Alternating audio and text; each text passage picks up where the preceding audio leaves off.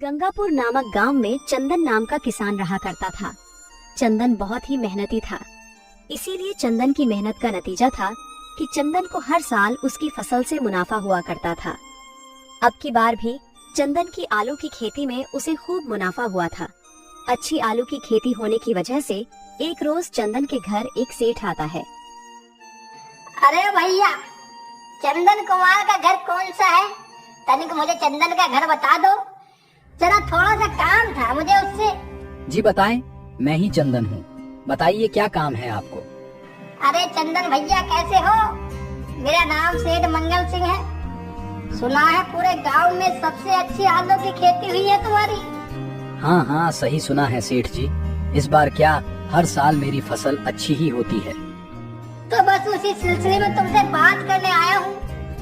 मुझे ज्यादा से ज्यादा आलू चाहिए था।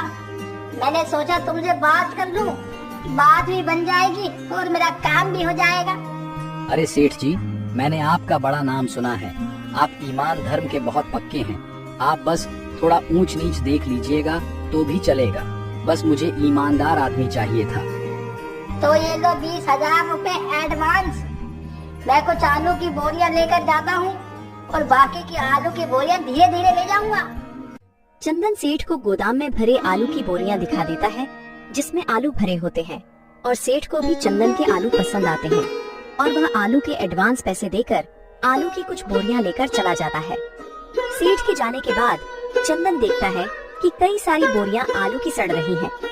अब चंदन घर आता है और अपनी पत्नी से कहता है, अरे कामिनी सुनो, गोदाम में जो आलू की बोरियां रखी हैं, उनमें से कई आलू की बोरियां सड़ गई हैं। उनमें कीड़े लग गए हैं। उन्हें तुम हटा देना और वहाँ से साफ सफाई कर देना। ठीक है जी, मैं खाना बनाकर गोदाम में खराब आलू को छांट कर हटा दूंगी और वहाँ साफ सफाई कर दूंगी। चंदन इतना कहकर खेत के लिए निकल जाता है और कामिनी काम करने के बाद घर के सामने अपने गोदाम में जाती है, जहाँ उसे थोड़े बहुत नहीं बल्कि कई सारे आलू की बोरियों में सड़ते हुए आलू नजर आते हैं, जिसे देखकर कामिनी को बहुत दुख होता है। इतनी सारी बोरी आलू की खराब हो गई। ये कह रहे थे कि इन्हें मैं फेंक दूं। मैं अपने इन हाथों से इन्हें कैसे फेंक सकती हूँ? मैं खुद इन आलू को उगाने के लिए कितनी मेहनत कर चुकी हूँ। नहीं, मैं ऐसा नहीं कर सकती। इतना बोलकर कामिनी खराब आलूओं को एक जगह इकट्ठा कर लेती है और टोकरी में भर लेती है। तभी खेत से चंदन भी लौट आता है और वो कामिनी को सड़े हुए आलूओं को इकट्ठा करता देखकर कहता है, लो, इन आलूओं को मैंने तुम्हें फेंकने के लिए कहा था और इसे तुम इकट्ठा कर रही हो। इतने समय में तुम आलू के गोदाम में आलू की सफाई कर रही हो, फिर भी तुमने इन्हें नहीं फेंका। इसमें से बदबू कितनी आ रही है। थोड़ा आहिस्ता बोलो। इन आलू को मैंने इसीलिए नहीं फेंका है क्योंकि मैं इनसे आलू के चिप्स और कचौड़ी बनाने वाली हूँ। तुम्हारा दिमाग तो खराब नहीं हो गया है ना? इन सड़े हुए आलू की कचौड़ी और चिप्स खिलाकर क्या तुम लोगों को बीमार करना चाहती हो?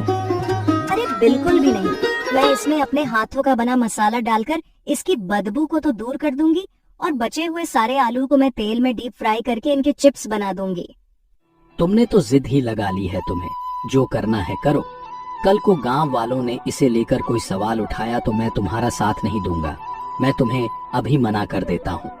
आपको जो करना है कर लेना, लेकिन मुझे जो करना है मैं वह करके रहूंगी। आखिर 2 पैसे आमदनी होगी तो इसमें बुराई क्या है? आपको तो वह सेठ मोटी रकम देकर गया है, तो आपको तो यह आलू खराब ही लगेंगे ना, लेकिन मैं तुम्हारी एक नहीं सुनने वाली। चंदन अपनी पत्नी को खूब समझाता है कि वह ऐसे काम ना करे। सड़े हुए आलू की कचौड़ी और चिप्स बनाकर लोगों को खिलाकर बीमार ना करे, लेकिन कामिनी अपने पति की एक नहीं सुनती और अगले ही दिन के हो आलू कचौड़ी और चिप्स की रेडी लगा लेती है। पहले दिन तो गांव के लोगों को चंदन की पत्नी कामिनी की रेडी के बारे में पता चलता है और दूसरे दिन से धीरे धीरे लोग उसकी आलू की कचौड़ी का स्वाद लेने पहुंच जाते हैं। आलू की कचौड़ी का स्वाद तो वाकई बहुत अच्छा था और 12 बजे के बाद चंदन की पत्नी कामिनी आलू कचौड़ी और चिप्स की दुकान लगाया करती थी और शाम के 5-6 बजते बजते उसकी दुकान की आलू की कचौड़ी और चिप्स सब बिक जाया करते थे, जिससे कामिनी घर जल्द लौट आया करती थी। अजी क्या बताऊं आपको, आज तो आलू की कचौड़ी और चिप्स इतनी तेजी से बिके कि बहुत अच्छे कमाई हुई जिन सड़े हुए आलू को आप फेंकने की कह रहे थे, वो हमें इतना पैसा दे गए हैं। हाँ कामिनी, तुम यह तो ठीक कह रही हो, मैं ही मूर्ख था। वैसे यह बात किसी को पता न लगने पाए, बस मैं इतना चाहता हूँ। हाँ बस यह सब आप मुझ पर छोड़ दीजिए। मैं इतनी सावधानी से काम कर रही हूँ कि खाने वालों को भी पता नहीं चलेगा कि वो सड़े हुए कीड़े लगे आलू की कचौड़ी खा रहे हैं। अब आपको ही देख लो, आपने अभी अभी जिस आलू की सब्जी खाई है, क्या उसमें से आपको बदबू आई नहीं ना? वो भी तो सड़े हुए आलू की सब्जी थी। चंदन इतना सुनता है और थू थू करने लगता है, लेकिन उससे क्या फायदा? चंदन तो भर पेट आलू की सब्जी और चावल खा चुका था। अब ऐसे ही समय बीत रहा था। दिन प्रतिदिन कामिनी की आलू की कचौड़ी और चिप्स में बढ़ोतरी होती जा रही थी। लेकिन एक रोज सेठ अपने बाकी के बचे हुए आलू को देखने और उनमें से कुछ बोरियां ले जाने अपने नौकर करमू के साथ आता है। अरे करमू, इन आलू की बोरियों में से 5 आलू की बोरियां निकाल ले और बाकी की आलू की बोरियां गिनकर कोने में रख दे। ठीक है सेठ जी, मैं गिनती की 5 से 6 बोरियां उठा लेता हूँ, बाकी की बोरियां गिन लेता हूँ। अपनी सेठ की बात सुनकर करमू आलू की बोरियां उठाकर ठेले पर रख देता है। उसके बाद वो बाकी की बची आलू की बोरियों को गिनकर सेठ को बताता है। सेठ जी, गोदाम में तो टोटल 40 बोरियां बची हैं। ऐसा कैसे हो सकता है? ये 50 आलू की बोरियां होनी चाहिए थी, जिनके मैंने चंदन को अच्छी खासी रकम दी है। अब हमने 5 बोरियां निकाली हैं तो 45 बोरियां बची होनी चाहिए। ये तो आपको चंदन से ही पूछना होगा। क्या पता चंदन ने बाकी की आलू की बोरियां पैसों के लालच में आके बेच दी हो। सेठ अपने नौकर करमू की बात सुनकर चंदन के घर जाता है और चंदन को सारी बातें बताता है। इस पर चंदन की पत्नी कामिनी, जो कि वही थी, वो सेठ से कहती है, अरे इनको कुछ भी नहीं पता, ये तो मूर्ख है। उस दिन मैंने आपके जाने के बाद 2 बड़ी आलू की बोरी फेंकी थी और उसके बाद लगातार 1-2 बोरी आलू की फेंक ही रही हूँ, और आज भी मैंने 3 बोरी आलू की निकाली है जो कि सड़ चुकी थी। इतनी सारी आलू की बोरियां एक साथ सड़ गई? नहीं नहीं सेठ जी, ये लोग झूठ बोल रहे हैं। इन लोगों ने पैसों के चक्कर में उन आलू की बोरियों को बेच दिया। नहीं कामिनी ठीक कह रही है, मैंने ही उसे आलू साफ करने के लिए कहा था, क्योंकि गोदाम में बहुत सारे आलू सड़ गए थे। अरे सेठ जी, आपको पता नहीं है, इनकी आलू कचौड़ी और आलू चिप्स की दुकान है। हो सकता है उसमें ही इन्होंने हमारी बोरियों का इस्तेमाल किया हो। सेठ जी, मैं झूठ नहीं बोल रहा, मैं ईमानदारी से कसम खाता हूँ। मुझे आपकी बोरियों का नहीं पता, आप मेरा विश्वास कीजिए। कोई बात नहीं चंदन, अच्छा किया तुमने, तुम सड़े हुए आलू को हटा दिया। अच्छा, मैं चलता हूँ। सेठ और उसके नौकर के जाने के बाद कामिनी अपने पति से कहती है, देखिए जी, मैंने उन आलू की बोरियों में से 1-2 अच्छे आलू की बोरियां भी उठाई थी, ताकि सड़े हुए आलू के साथ साथ अच्छे आलू भी मिला दिए जाएं। ये क्या किया तुमने? मैंने अभी ईमानदारी की बात की है और तुमने मेरे ईमान पर सवाल उठा दिया। ये तुमने अच्छा नहीं किया। कामिनी, तुम मेरी नाक कटवा के ही रहो। दूसरी तरफ सेठ का नौकर करमू अपने सेठ से कहता है, सेठ जी, दाल में कुछ काला है। ऐसा हो ही नहीं सकता कि 8 आलू की बोरियां धीरे धीरे सड़ जाएं। बाकी की बोरियां भी क्यों बची हैं? वो भी तो सड़ सकती थी ना।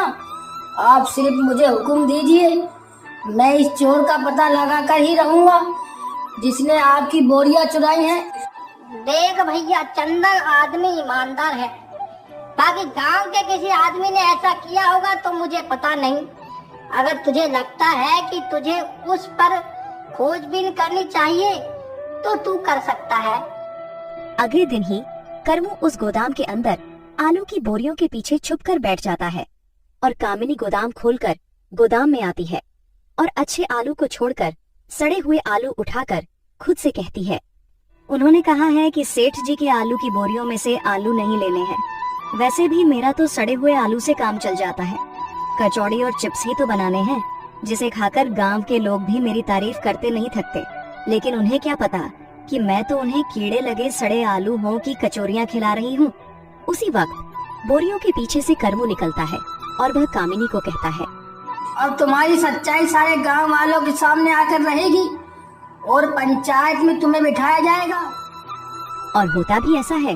करमू वहाँ से भाग निकलता है और सरपंच के पास पहुंचकर वह वीडियो गांव वालों को दिखाता है। सरपंच भी चंदन और उसकी पत्नी को लोगों को खिला रहे सड़े हुए आलू के चिप्स और कचौड़ी के दंड स्वरूप दोनों को गांव से निकाल देती है। और आखिर में लालच का अंत कुछ ऐसा हुआ कि गांव में सबसे अच्छी खेती करने वाला किसान चंदन अपने ही गांव को छोड़कर जाने पर मजबूर हो गया। तो दोस्तों, कैसी लगी आपको यह हमारे किसान और उसकी लालची पत्नी की कहानी? उम्मीद है कि आपको यह कहानी बहुत पसंद आई होगी। तो मिलते हैं ऐसे ही एक और नई इंटरेस्टिंग कहानी के साथ। तब तक खुश रहे और दूसरों की मदद करते रहे।